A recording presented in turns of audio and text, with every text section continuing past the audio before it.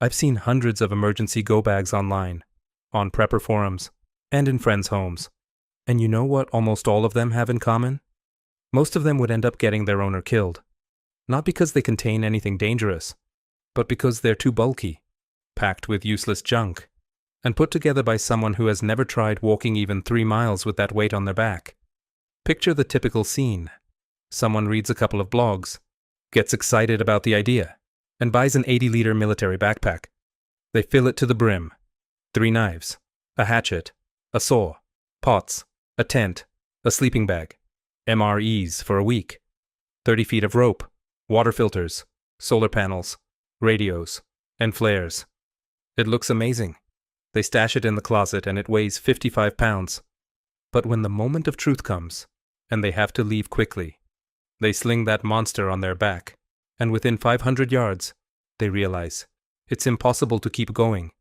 Their back hurts, their knees are shaking, and their shoulders are burning. After a mile, they start tossing things by the side of the road. After 2 miles, they abandon the whole backpack and keep moving with nothing. No water, no documents, no first aid kit. That's the fate of most emergency go bags.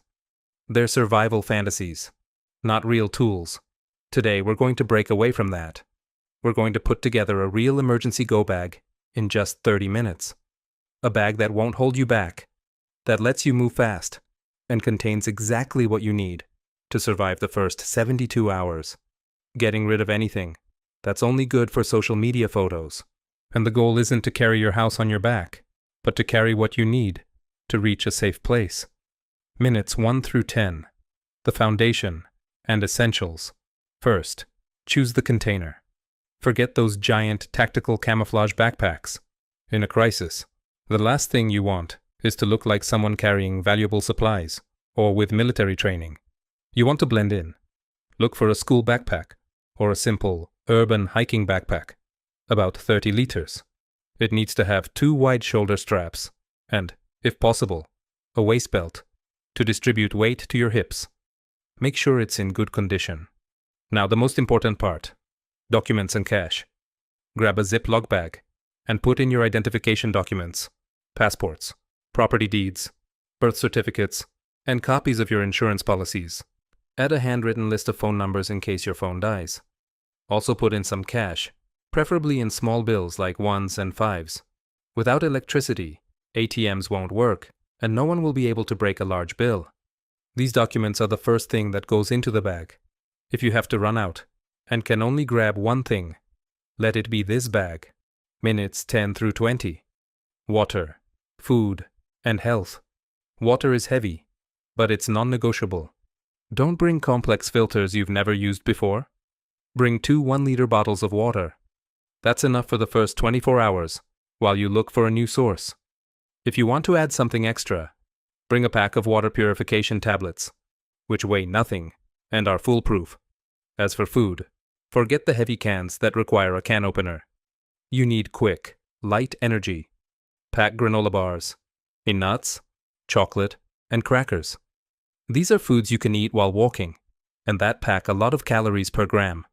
Don't bring a week's worth of rations. Bring enough to survive for 2 days. Remember, your priority is to move, not to set up camp in the woods and cook. Your first aid kit should be compact. You don't need a surgery kit. Pack pain relievers, antiseptic wipes, bandages, gauze, medical tape, and crucially, any medication you or your family take daily. If you're diabetic or have high blood pressure, your medicine is more important than any knife. Also add a couple of pairs of latex gloves and a face mask. All of this should go in another Ziploc bag to keep it dry. Minutes 20 through 30. Tools and protection. This is where most people go wrong and overload the bag. You only need 4 basic tools. A headlamp with fresh batteries. It's better than a handheld flashlight because it leaves your hands free to carry a child or climb over an obstacle. A lighter and a pack of waterproof matches. A good quality knife or multi-tool. You don't need a survival sword, just something that cuts. And finally, strong duct tape. With these, you can fix almost anything.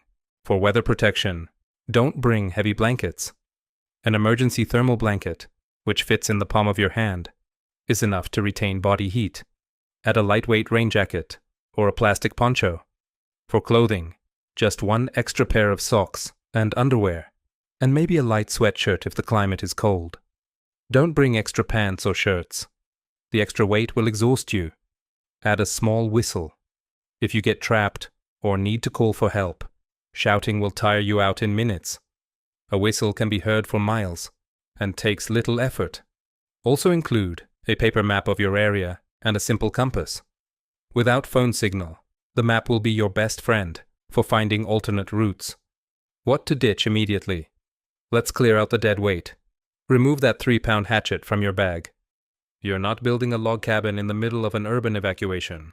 Remove the 10 cans of food. They weigh 8 pounds, and you could carry the same amount of energy in granola bars, weighing less than a pound. Remove the laptop, the heavy cameras, and the books. Every ounce counts when you're walking 3 miles on hot asphalt or in the rain. If your bag weighs more than 10% of your body weight, it's too heavy. If you weigh 150 pounds, your bag should not exceed 15 pounds. Test it out right now. Walk around your house, go up and down stairs, jump. If something is banging around inside, if the straps are cutting off your circulation, or if you're out of breath within a minute, you need to take more things out. The best emergency go bag is one you can wear for 10 hours without collapsing. The finishing touch. Organization. Place the heaviest items in the center of the bag, against your back, so they don't pull you backward. Things you might need quickly, like your headlamp, water, or rain gear, should go in the outer pockets, or on top. Once it's ready, place it by your front door. Don't store it at the bottom of a closet under old boxes. It needs to be ready to grab in 3 seconds. Preparedness isn't a one-time event. Every 6 months, open your bag. Check the expiration dates on food and water. Test the batteries in your headlamp and make sure your spare clothes still fit. This maintenance habit is what ensures your bag will work when you actually need it. Remember that the real survival tool isn't in the bag, it's in your head.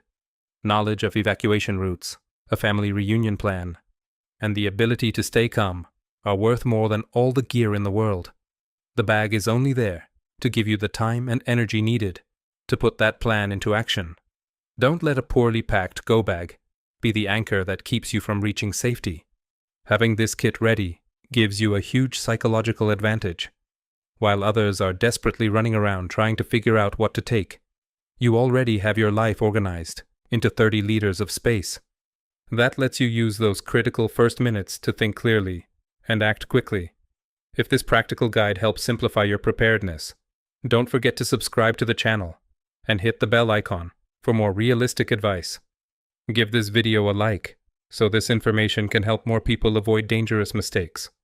And leave us a comment.